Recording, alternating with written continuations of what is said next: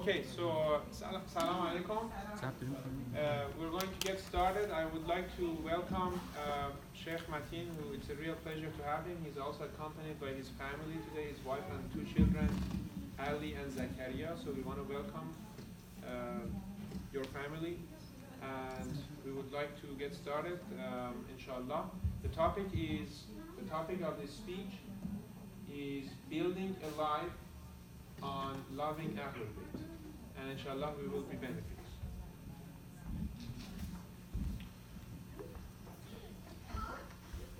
Bismillah ar-Rahman ar-Rahim. Alhamdulillah Rabbil Alameen. Wa salatu wa salamu ala Muhammad wa ahla baytihi tayyibin tahirin. Allahumma salli ala La'natullah ala a'daihim ajma'in. قال الله في كتاب الكريم بسم الله الرحمن الرحيم ذلك الذين يبشر الله عباده الذين آمنوا وعملوا الصالحات قل لا أسألكم عليه أجرا إلا المودة في القربى. This ayat that Allah says, that is of which Allah gives the good news to His servants, to those who believe and do good actions. Say, I do not ask of you any reward for it, except the love of my near relatives. This ayat is in the Quran, Surah 42, ayat 23. So what I wanted to talk about tonight is building a life around loving Ahlulbayt. We see that Allah says, He tells the Prophet to say, I do not ask for anything except the love of my near relatives. So normally when a person has a job, his regular day job, he expects to be compensated according to the number of hours he puts into work, the number of years he studied, the skills he had, whatever, the hard work and dedication that he had to put into his job. He expects to be compensated for whatever he put into his work. So when we see that the Prophet of Allah, sallallahu alaihi wasallam, when they asked him, what do you want for this, bringing the message to us? What is the reward or the amount that you want for prophethood? Because this is what he was commissioned to do, to be a prophet to mankind. So they asked him, what do you want?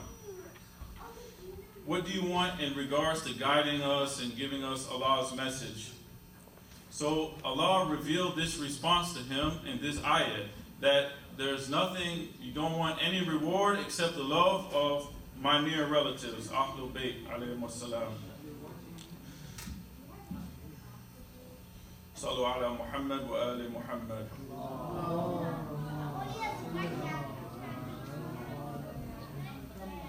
So we know that prophethood has the highest status. The prophethood of the Messenger of Allah has the highest status in the creation. There's no other job or profession or any other thing that has a higher status than the prophethood of the seal of the prophets. So we expect that the reward for this job would be the highest paying job in the universe. The most, whatever, the salary would be for this. So we look at it, and however, money wasn't even given for this position. It was the reward that was asked was for the entire reward for prophethood in itself was to love Ahlulbayt alayhim wassalam. So we see that this holds the most value in the eyes of Allah. More than anything else in the entire universe, Allah could have said anything. The Prophet could have said, I want this or that, this big house, or this nice camels or horses or whatever. I want some sort of lump sum of money. But no, this wasn't the case. The highest thing in the whole creation that was put forth was to love Ahlulbayt. So this had the highest status and the highest value in the eyes of Allah subhanahu wa ta'ala. It was worth more than anything. Nothing in the whole creation could come in comparison to loving Ahlulbayt. Allah says, say, if your fathers and your sons and your brothers and your companions and your kinfolk and your property, which you have acquired, and the trade which you fear, and the dwellings which you like, or the houses which you like, if these things are more dear to you than Allah and His Messenger, and striving in His way, then wait till Allah brings about His command. And Allah does not guide the transgressing people. So we see that Allah brings all of these things that one of us would like. We cherish these people and our property and our money. It says, "Kul in kana aba'ukum wa abna'ukum wa akhwanukum wa azwajukum," and so on and so forth. All of these things that we hold dear to our hearts, it said that you should not put these things over loving Allah and His Messenger. So we see that the love of Ahlulbayt is the highest in creation. The highest thing that one can do is loving Ahlulbayt alayhimus salam. Sallu ala Muhammad wa ali Muhammad.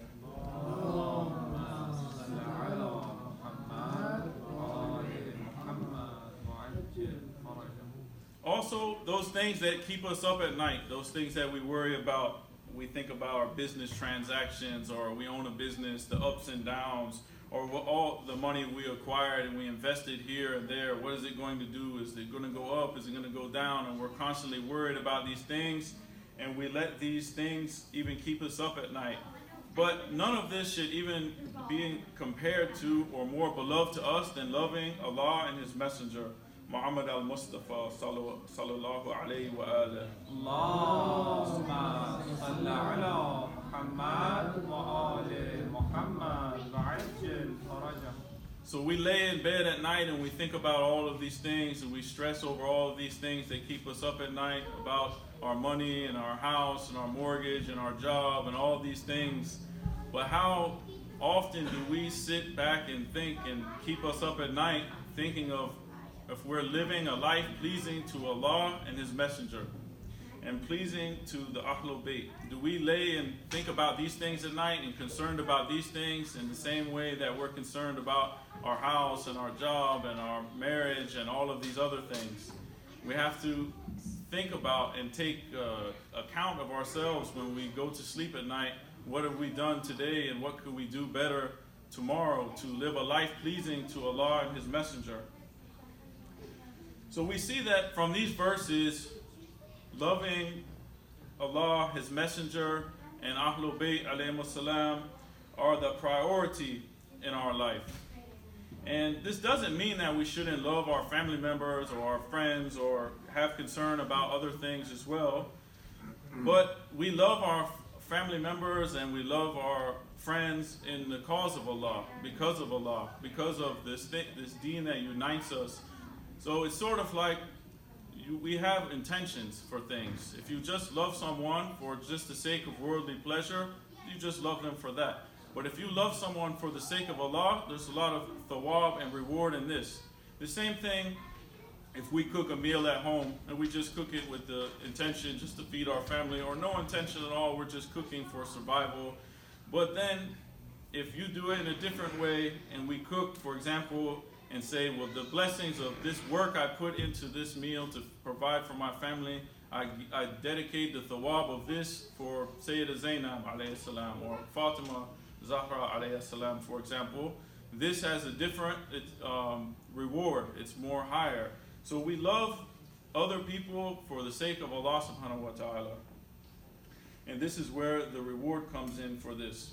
But what these verses are saying is we don't let the love of other things come and interfere with our love of Allah and His Messenger and Ahlulbayt. We don't let them hinder our dedication and what we're trying to do. So maybe we might love somebody, and then all of a sudden that person comes, and out of their love they try to talk to us, and maybe, stuck for Allah, they tell you to do something that's not right. But since you love that person, you might do that and might sway to their side. This is what Allah is saying. Don't let the love of other people come before the love of Allah subhanahu wa ta'ala and the love of the Prophet and Ahlul Bayt. We should put them first, and if we put them first, then we're always going to think about the way that they did things and that the way they carried themselves. And this also always comes first in the forefront of our lives before anything anyone else says. Allah also says in the Quran in Surah 29, Ayah 8, And we have enjoined on man goodness to his parents, and if they contend with you, that you should associate others with me, that which you have no knowledge of, do not obey them. To me is your return, so I will inform you of what you did.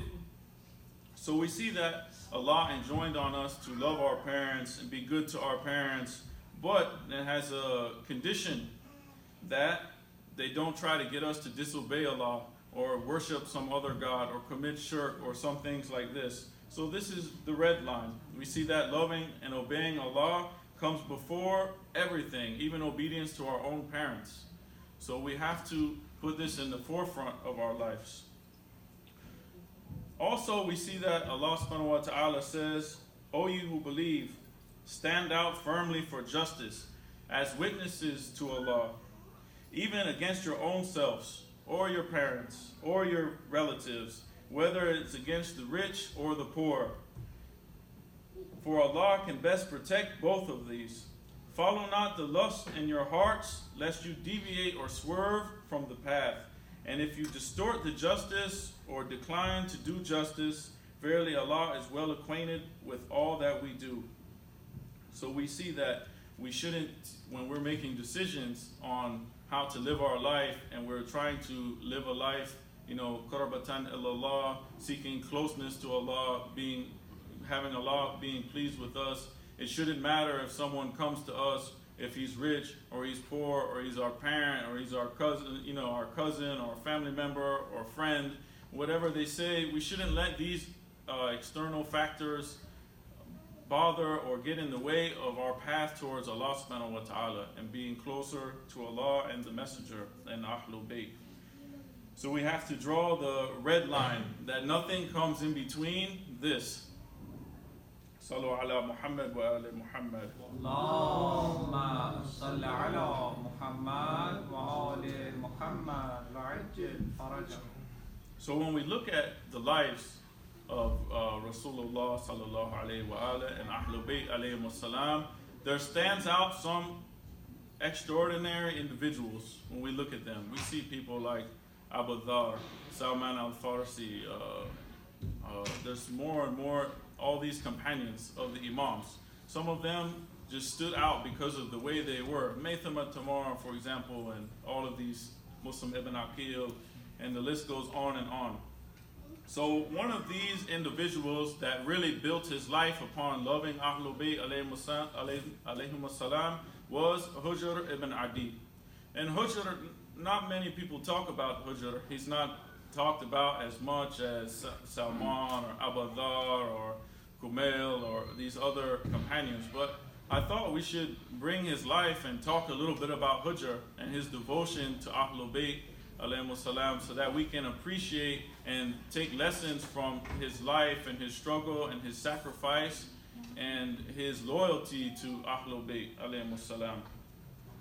He was a companion of Imam Ali alayhi salam, and also some historians say that he was a Sahaba or companion of Rasulullah sallallahu alayhi wa Allahumma salli ala Muhammad wa ala Muhammad wa ajil farajah.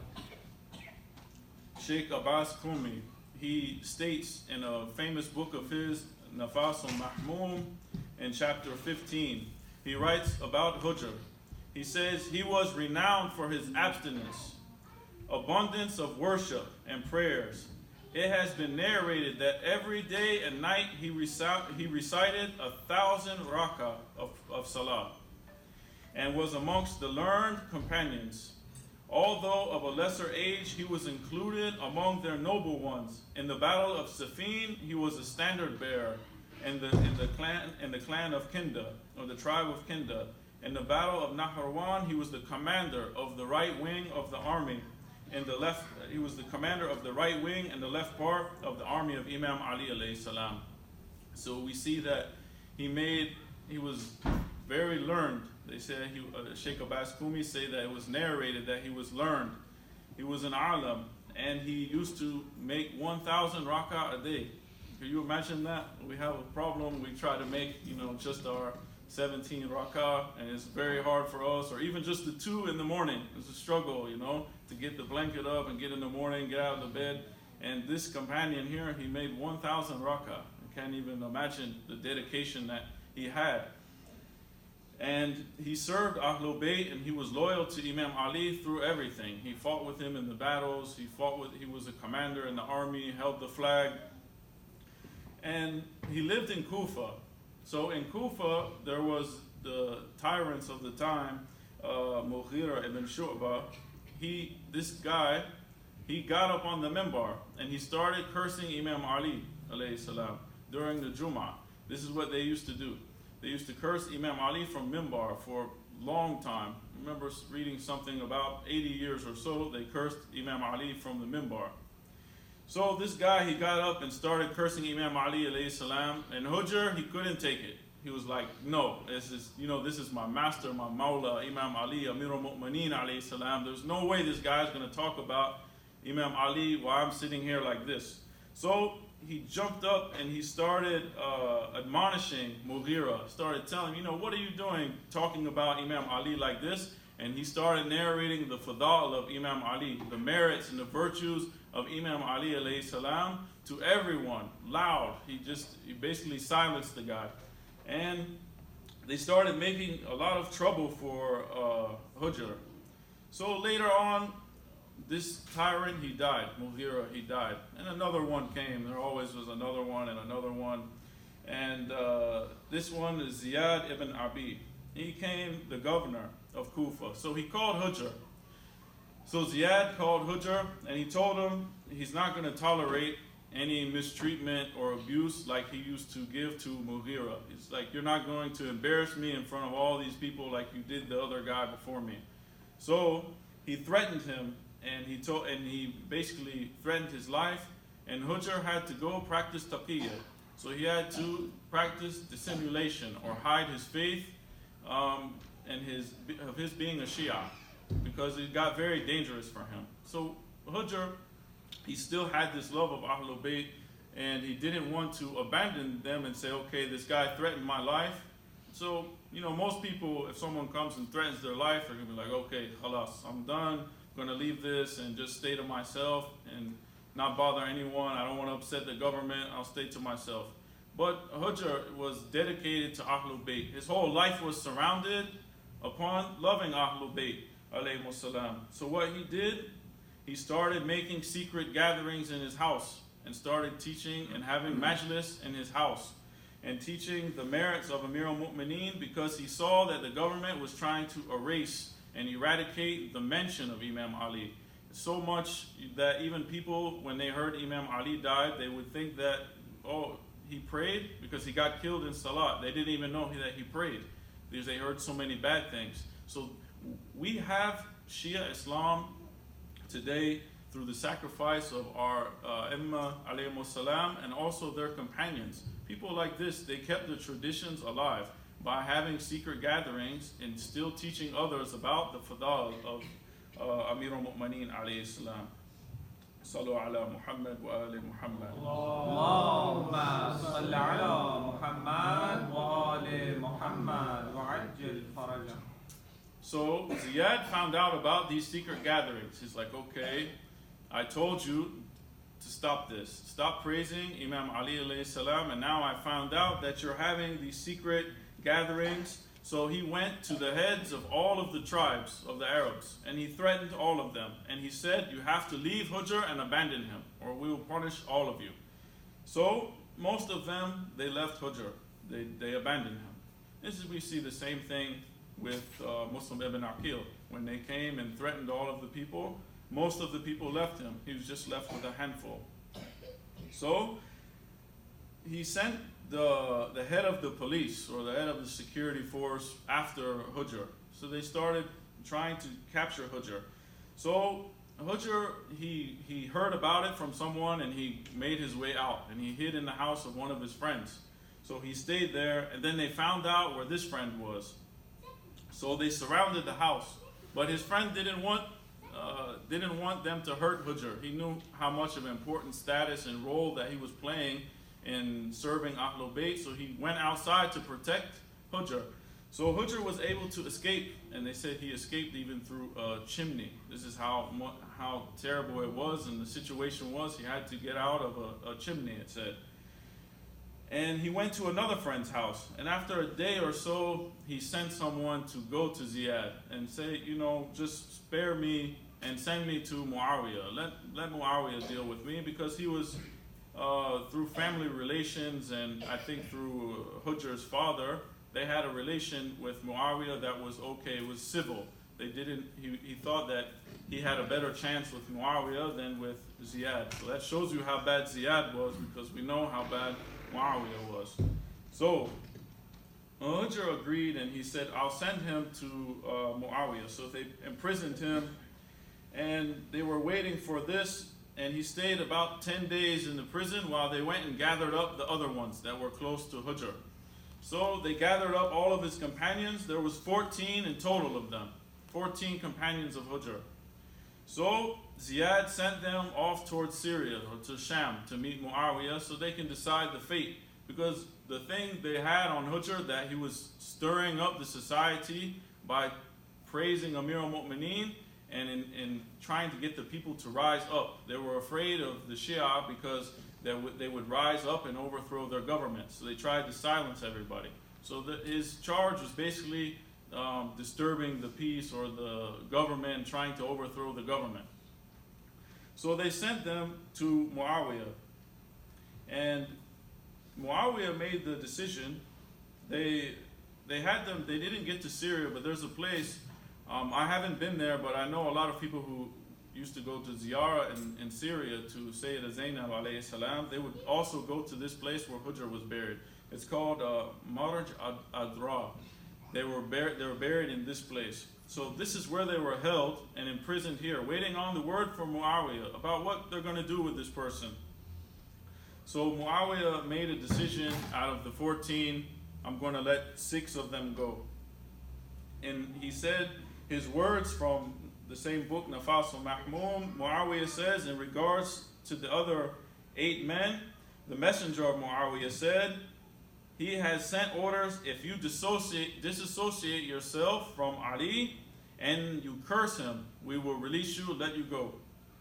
And you won't be killed, you won't have any problems. So they wanted him to curse Amir al-Mu'mineen alayhi salam. This was their ransom.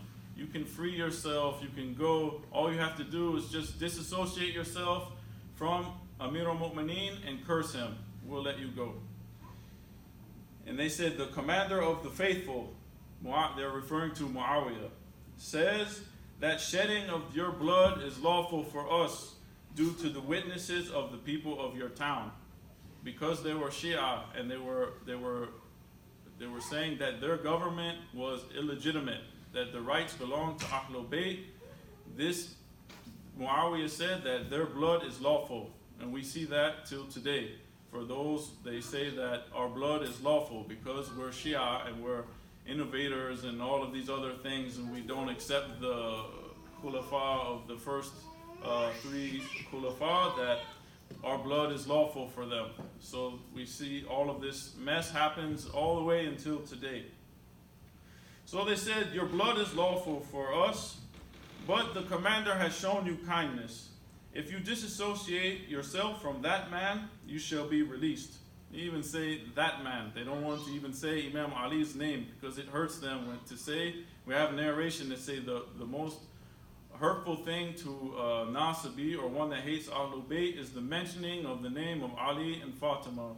Sallu ala Muhammad wa ali Muhammad. Allahumma salli ala Muhammad wa ali Muhammad wa ajil faraja.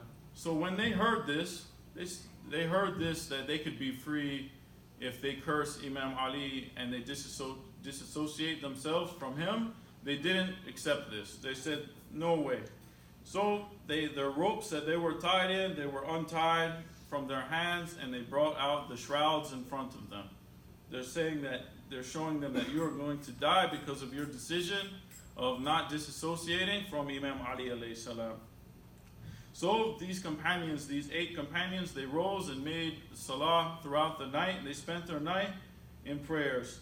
So the dawn came. At this point, those guards, they came and they came to them one more time and they said, last night we saw that you made a lot of salah. You prayed all night long, prayers and dua. Now tell us, what's your decision? What is your belief regarding Uthman? They replied, he was one of the foremost people who ordered unjustly and paved the wrong path. So these guards, they wanted to see, okay, what is your opinion about Uthman?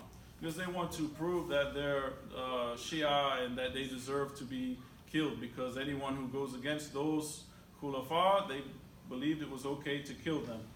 So they told them to disassociate from Imam Ali, and they said no, that we would rather befriend him. So they're saying, curse him. They said, no, we're not going to curse him. Even more than that, we befriend them. They're showing them that we're proud to love Imam Ali. Even in the face of death, we're proud to love Amir al-Mu'mineen alayhi salam. Even if the coffins are laid out in front of us, we're proud to love Ali. It doesn't matter. We could lay our life down, but we're going to die with Wilayah. This is the lesson from these companions. And hearing this, each one of those messengers of Muawiyah, they got a hold of them to kill them. And Hujr told them, he said, at least let me make wudu and give us some small time to pray. Let me make 2 rak'ah and pray to Allah subhanahu wa ta'ala. And then after I have prayed, then we can continue. So he said, by Allah, whenever I performed the ablutions I have prayed, they agreed to it. And they recited the prayers. After completing it, Hujr told them, he said, Wallah, by Allah, I had never recited such a short prayer in my entire life, because I didn't want people to think that I was afraid to die. He turned, this is the man that made 1,000 rak'ah a day. He said, I don't want people to think I'm scared to die. I just make the shortest prayer that I can. And he turned towards those who were present in the gathering, and he said, bury me along with the chains and the blood on my body. Bury me like this, for I want to meet Muawiyah on the day of judgment, on the Sirat to Qiyamah, like this. I want to meet him in chains and the blood of myself, so he could see that what he did to me, and that Allah will see that he is an oppressor. So one of those guards, he advanced towards Hujr with a sword to attack him and to kill him. So he saw Hujr started trembling a little bit. He started shaking. So the companion said, I thought you said you didn't fear death. And I still tell you now, disassociate from Amir al-Mu'mineen. He said, disassociate yourself, the exact words, disassociate yourself from your master, from your Mawla. Disassociate yourself from him, and I'll let you go, even now, at this point. Hujr said, how can I not be afraid? And the grave is ready in front of me. The shroud is worn, and the sword is out, it's unsheathed. By Allah, although I fear, I will not ever utter those words that will bring the displeasure of Allah subhanahu wa ta'ala. He'll never curse Imam Ali. He'll never disassociate himself from Ahlulbayt, no matter if the grave is open in front of him. And it's also said, this is the part that I found very interesting in the history, and it's very sad. He said, when the time came when they're about to murder Hujr, according to the customs or the urf of that time, he said, I just have one last request, and if you grant my one request, this is something that the Arabs did. They gave one request, and most of the time they would grant it. We see it when they were about to kill Muslim ibn Aqil, alayhi salam, he said, just give me one thing and send the message to Imam Hussein alayhi salam for him not to come. And they weren't expecting that. They thought that he would say, spare my 2 children that are running around when you find them. But he said, just send the message to Imam Hussein. So we see this same thing happened with Hujr. He said, just grant me one request before you kill me. So, there could have been a lot of things that Hujr could have said. But he said, ask them to kill my son while in front of me. It's painful to think about, if you have your child there in front of you and they're going to kill you, most of us will lay down our life anytime for our children. But he's telling them, kill my son in front of me. before you kill me. My last request. And they were astonished. They couldn't believe, like, how could he ask me to do this? Like, out of all the things, why would you ask this? So he said that he wanted to see his son die with the love of Imam Ali in his heart, because he was afraid that if he was killed first, that his son might go over to the other side out of fear and join Muawiyah. And these cruel, heartless people, they killed his son right in front of him. And then they proceeded to kill Hujr and they killed all of the rest of the companions. And we see that, from this, the importance of loving Ahlulbayt alayhimus salam, that the last dying request of Hujr was just to see that his son died on the Wilayah of Amir al-Mu'mineen alayhi salam. How important this was, that he was even wanted his son to lay down his life in front of him, all for Wilayah. This Wilayah is the central focal point of our life. Everything revolves around Wilayah. That's why we have so many narrations. If you don't have Wilayah, you don't have Islam. Wilayah is the key and the core to everything. All of our salvation, everything lies in this Wilayah and love of Amir al-Mu'mineen alayhi salam. This is why we should make a rigorous effort when we raise our children to make this Wilayah and this love of Ahlulbayt the fabric and the core of their existence, their life. They have to know to love Imam Ali alayhi salam and all of the Imams, Ahlulbayt. They should know them and they should love them. We have to take a lot of effort into this and focus on teaching them. We have to raise them up on the love of the Imams, and not just the love of the Imams, but to know the significance of the Wilayah and their life. And how that this love of Ahlulbayt, is the thing that so many people laid down their lives for us to have it. It's a gift that was passed down to us from the sacrifice and from the blood and the tears of the Imams, the Imam Hussein's sacrifice, and all of the other sacrifices. If we did not have these things, we wouldn't have our religion today. It would be some distorted form of Islam, but it wouldn't be the haqq. It's all because of this sacrifice for Wilayah. So we have this gift, we have to look after it and see what we're going to do with it. What are we going to pass it on to our children and to others? Are we going to stand up for Amir al-Mu'mineen alayhi salam when the time comes? If we're put in this situation like Hujr, what are we going to do? And they knew this because they knew that the whole recompense of prophethood, Prophet Muhammad sallallahu alayhi wa sallam, the dearest and most close creature and creation to Allah subhanahu wa ta'ala, the whole recompense for this message of Islam was to love Ahlulbayt alayhimus salam. They knew this. That's why they didn't care about anything else, worldly possessions, house, car, whatever it is, in our time it would be whatever we had, in their time the same thing. Whatever they had, they didn't care when it came to this love of Ahlulbayt and this love of Allah subhanahu wa ta'ala, His messenger and His household. We have narration from Ibn Abbas that quoted the Holy Prophet sallallahu alayhi wa alihi.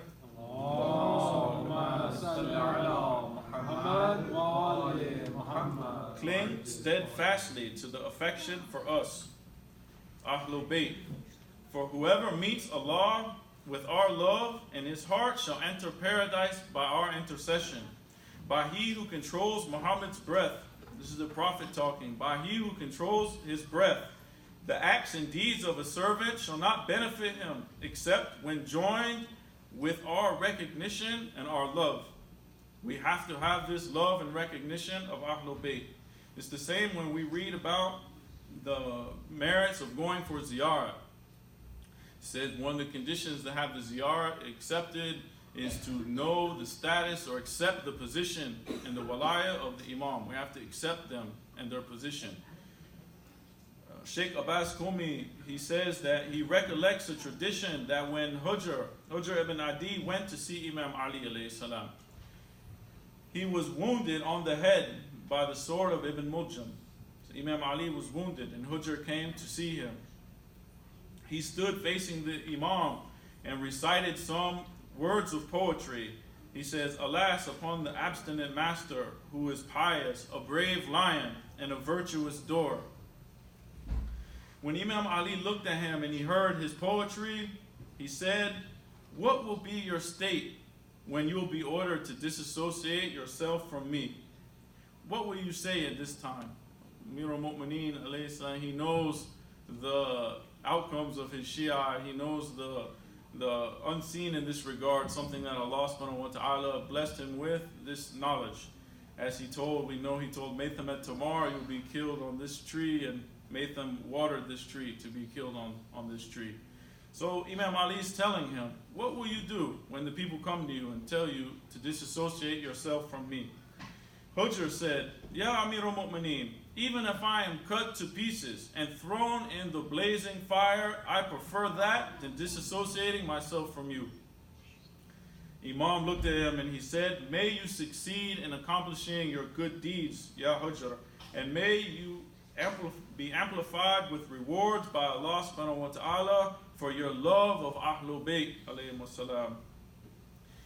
How successful could someone want to be than have the Imam say, "May your rewards be increased for your love of Ahlulbayt."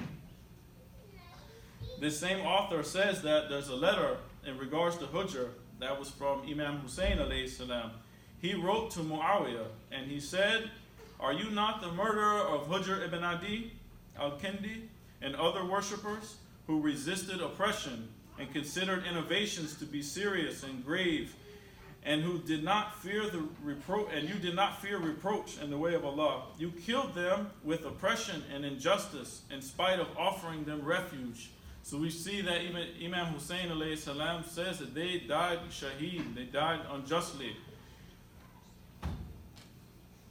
We got to think about, I think about what Hujr was facing at that moment when he saw the swords out and the grave laid in front of him. And we see that the Holy Prophet said, "Beware or pay attention. One who died loving the household of Muhammad has died as a martyr. Take heed, one who died with the love of the household of the Prophet has died exonerated and forgiven. Beware, one who died with the love of the Prophet has died repented. One who died with the love of the household of the Prophet has died a believer, having complete faith." It means if you died without the love of the household, you died with an incomplete faith. We see this way from mantiq or logic. But the narration goes, one who died along with the love of the children of the Prophet, firstly, the angel of death has given him the glad tidings of paradise. Thereafter, the two angels, Munkar and Nakir, beware, one who died with the love of the household of the Prophet has been sent to paradise, like a bride is sent to the house of the bridegroom. All of these things, all of these thawab for dying upon the love of Ahlulbayt alayhim wassalam. And I read a narration this week, and I'm going to close with this. I don't want to take too much of our time. I found it very beautiful. I was in the class this week, and we're studying about the life after death and the grave and barzakh and all of these things. And I found this narration. I said, this is a very beautiful narration. So I wanted to share it as it went along with this story of Hujr. I'm thinking of how Hujr is facing the sword. Abi Basir said to Imam Sadiq, Sallu ala Muhammad wa ali Muhammad. Allahumma salli ala Muhammad wa ali Muhammad wa'ajjil faraja. So this companion comes to Imam Sadiq alayhi salam and he says, "May I be sacrificed for you?" Does a believer hate the time of his death? You know, does he, when the death comes to him, does he hate this moment? Is he afraid of it? Does he hate it? The Imam replied, "Wallah, by Allah, no. At the time of his death will come the Prophet and his Ahlulbayt, Amir al-Mu'mineen, Ali ibn Abi Talib, Fatima, Hassan, Hussein, and all of the Imams. Sallu ala Muhammad wa ali Muhammad." Allahumma salli ala Muhammad wa ali Muhammad. So when he's dying, Ahlulbayt will come to the believer. And also, the narration continues, the four angels, Jibra'il, Mika'il, Israfil, and Israel. All of these will come. Imam Ali said, Ya Rasulullah, verily this was one who loved us, and he submitted to our authority. He submitted to our Wilayah. So please love him. This is all happening at the time. Picture someone is dying. This is all happening at that moment. Ahlulbayt is there. Imam Ali is saying to the Prophet, this is one of my Shia. He submitted to us. He submitted to our Wilayah. So please love him. So the Messenger of Allah, he'll turn and say to Jibra'il, verily this one was someone who loved Ali and his family, his progeny, so love him. And Jibra'il repeated the same thing to the other angels. So they all turned to angel of death, Malak al-Maut. They turned to him. A lot of us, we're afraid of Malak al-Maut. We hear so many scary things. This angel of death, when he comes, he's going to be so scary and all of this. But this is the hadith that shows how he comes to the mu'min, how he comes to the believer, the one who had believed in the Wilayah and have love of Ahlulbayt. They all turned to Israel and they said, verily this person was one who loved Muhammad wa ali Muhammad.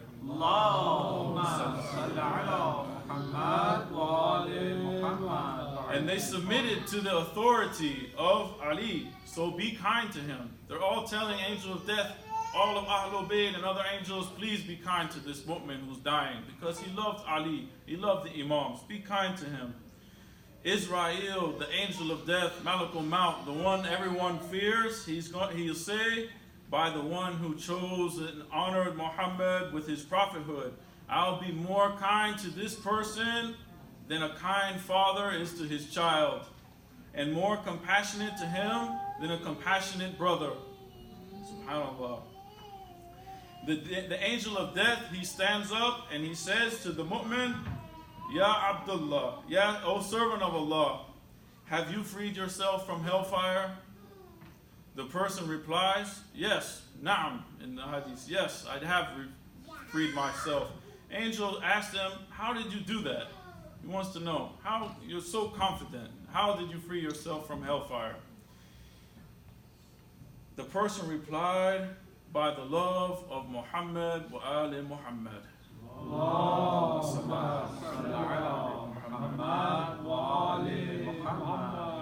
By the love of Muhammad and his family, and by the Wilayah of Ali ibn Abi Talib and his progeny. Israel says, whatever you were fearing, Allah has secured you from it. And whatever you were hoping for, Allah has given it to you. Open up your eyes, or your spiritual eyes, as he said. Open and look what's in front of you, and what you have in the hereafter. So this mu'min, he'll see this. He'll open his eyes, and he'll be able to see, it says, he'll be able to see Ahlulbayt alayhimus salam. All of them, Prophet, Fatima, and the 12 Imams, all of them are in front of them the whole time. But now he'll be able to see them at this moment. And he'll see that a gate for heaven will open for him. It's a stage of death called mu'ayana, when you can see everything in front of you, what's going to happen. So he'll see the gate of heaven open for him. And Israel, Malak al-Maut, he'll say, this is what Allah promised you. Do you want to go? These are your friends, Ahlulbayt alayhimus salam, the ones you loved in this world. You sacrificed everything for them. These are your friends. He said, do you want to go with them? Or do you want to return back to dunya, back to the world? What do you want to do? You want to go through that door and go Jannah, or you want to stay in dunya? The person will say, I have no need for the world whatsoever, and I don't even want to return to it, when he sees everything that is right there, all the thawab and reward that he had for having the love of Muhammad and Ali Muhammad, and for adhering to the Wilayah.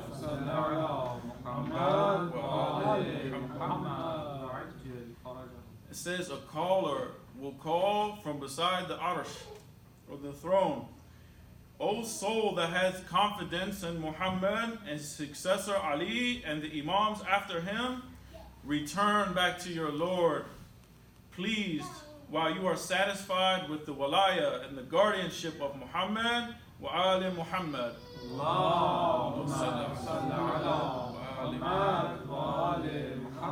And while you are pleased with the rewards that you gained from this love, you have them all now. Return to your Lord while you're pleased with the Wilayah and with the Thawab. Then enter among my servants Muhammad and his Ahlulbayt, and enter into my paradise without any fears or worries. This is the reward that we get for loving Ahlulbayt and dying with Wilayah, and this great blessing that Allah subhanahu wa ta'ala has given to us. And we have this and we have to cherish it and focus on making our life, this is the central focal point of our life, is love of Ahlulbayt. We have to raise our children on love of Ahlulbayt and teach them to raise their children. This Wilayah and love of Muhammad and Ali Muhammad is what's going to save us. Allahumma salli ala Muhammad wa ali Muhammad wa ajil farajah. And may Allah subhanahu wa ta'ala grant us all the intercession of Muhammad wa ali Muhammad, and grant us forgiveness from their sake, and grant us forgiveness and shafa based on their love and their Wilayah. Sallu ala Muhammad wa ali Muhammad. Allahumma salli ala